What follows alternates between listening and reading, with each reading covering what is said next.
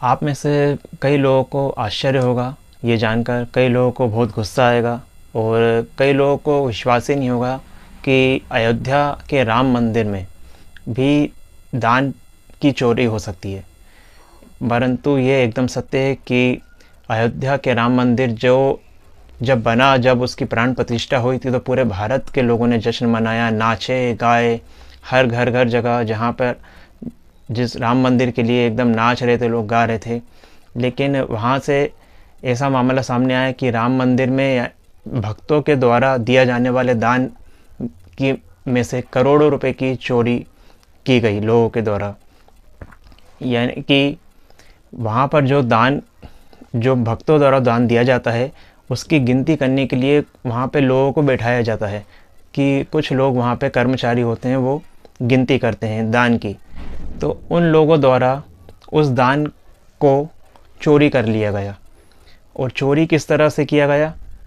जबकि हर जगह पर सीसीटीवी कैमरे लगे हुए थे, हर जगह सीसीटीवी कैमरे हैं, उसके बाद भी उन लोगों ने चोरी छुपे पैसे अपने कपड़ों में भर लिए, किसी ने अपने मोजों में पैसे भर लिए और बाथरूम में रख के आ जाते थे।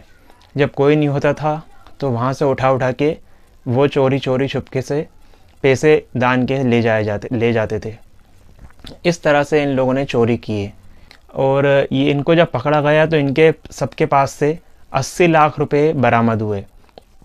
और माना ऐसा जा रहा है कि चोरी कई करोड़ों में है, क्योंकि इन लोगों ने चोरी करी है और किसी ने कोई प्रॉपर्टी कहीं खरीद ली, कोई प्रॉपर्टी कहीं खरीद ली, इस तरह से यानी कि चोरी कई करोड़ों में है।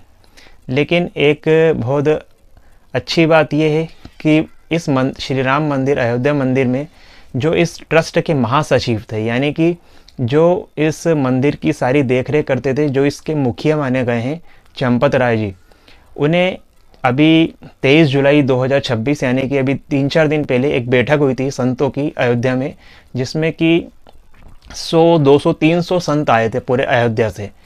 उन सारे संतों ने चंपत राय जी को निर्दोष घोषित किया है। ये सबसे अच्छी बात है भक्तों के लिए कि चंपत राय जी को निर्दोष घोषित किया गया सभी संतों द्वारा। पुलिस से जब कोई ऊंचा मामला होता है तो एक एसआईटी का गठन किया जाता है। उस एसआईटी के गठन किया गया तो उसने जब अपनी रिपोर्ट दी तो उसने कहा कि चंपत राय जी का इसमें कोई हाथ नहीं है, यानी कि चंपत राय जी का इसमें अभी तक कोई हाथ नहीं है। लेकिन अभी एसआईटी की सारी रिपोर्टें आई नहीं है। अभी 2 हफ्ते बाद एसआईटी अपनी रिपोर्ट अदालत में पेश करेगी, सुप्रीम कोर्ट में। तो अभी कहा नहीं जा सकता कि चंपत राय जी 100% निर्दोष हैं, लेकिन संतों द्वारा और अभी तक की एसआईटी रिपोर्ट में चंपत राय जी को निर्दोष घोषित किया गया है। अब हम ऐसा जानते हैं इसको इस तरह से कि ये चोरी पकड़ी कैसे गई, जब इतने समय से चोरी हो रही है और अचानक क्यों पकड़ी गई, कैसे पकड़ी गई? तो दरअसल चोरी इस तरह से पकड़ी गई कि मंदिर में एक पुलिस का जो तैनाती है, जो मतलब सुरक्षा गार्ड हैं वो थे, वो एक जगह बाथरूम गए वो एक बार। तो बाथरूम में गए उस समय उन्हें एक कोने में एक पोटली नज़र आई। उन्होंने उस पोटली को उठाया, देखा पहले तो ये क्या है। उसको उन्होंने जब खोला तो उसमें कई हज़ार रुपए उन्हें मिले। इसकी सूचना फिर उन्होंने मंदिर प्रशासन को दी। जब मंदिर प्रशासन को ऐसा मालूम पड़ा कि एक बाथरूम में एक पोटली पड़ी है और कोने में हज़ारों रुपए हैं उसमें, तब मंदिर प्रशासन को एक शक हुआ कि अरे ये कैसे हो सकता है। उसके बाद से ये पूरा मामला चालू हुआ है। यानी कि उस गार्ड के मालूम होने के बाद से, उस गार्ड को जब मालूम हुआ यानी कि जून के शुरुआती समय में, जून 2026 में, उसके बाद से ये पूरी प्रक्रिया चालू हुई और फिर आरोपियों को पकड़ा गया और इस तरह से ये पूरा मामला सामने आया। तो अब अगर हम देखें कि क्या हाँ केवल एक श्री राम मंदिर ही है ऐसा है कि जहाँ पर चोरी हुई है, और जैसे कि बहुत बड़े बड़े कई मंदिर हैं, जैसे कि तिरुपति बालाजी मंदिर आंध्र प्रदेश में है, वैष्णो देवी मंदिर है, क्या यहाँ पे भी कभी कोई चोरियाँ हुई हैं, ऐसा हम सोच सकते हैं। तो दरअसल बात ये बड़ी दुर्भाग्य वाली है कि तिरुपति बालाजी में भी 100 करोड़ रुपए की चोरी हुई है और ये मामला सामने आया था अप्रैल 2023 में। वहाँ पर भी वही मामला है, जो पैसे गिनते हैं जो वहाँ पे एक मेन आदमी है, जो वहाँ का मेन कर्मचारी, जो पैसे पूरा देख रेख करता है पैसों की गिनती का, वो लगभग 20 साल से वहाँ पे चोरी कर रहा था। 20 साल से उसने चोरी करते करते 100 करोड़ रुपए की चोरी कर डाली एक बार। वो तो जो सीसीटीवी कैमरे लगते हैं, अब वो इतना उसमें समझदारी उसकी देखी कि वो इस तरह से चोरी करता था कि 20 सालों से चोरी कर रहा और अभी तक पकड़ा नहीं गया।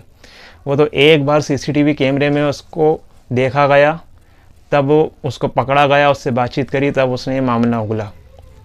अब बात करते हैं वैष्णो देवी मंदिर की। भाई वैष्णो देवी मंदिर में भी क्या चोरी हुई होगी।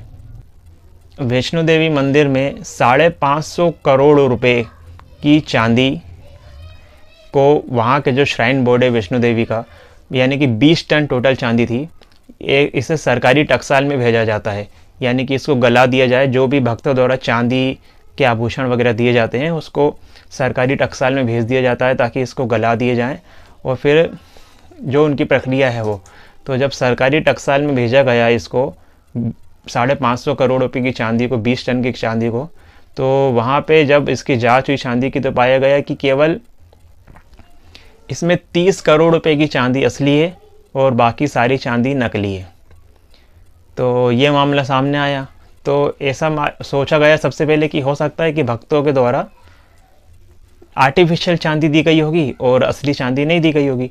लेकिन वहाँ एक अधिवक्ता हैं, उन्होंने एक शिकायत वहाँ पे पुलिस को दी कि मेरे हिसाब से ये चांदी भक्तों द्वारा नकली नहीं दी गई थी, ये असली चांदी दी गई थी, इसको बदला गया है।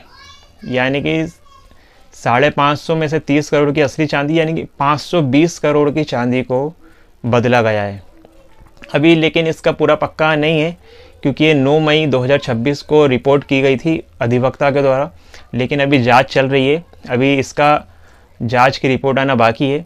लेकिन अगर रिपोर्ट में आ जाए कि उसे बदला गया था, तो यानी कि 520 करोड़ रुपए का घोटाला किया गया है वैष्णो देवी मंदिर में।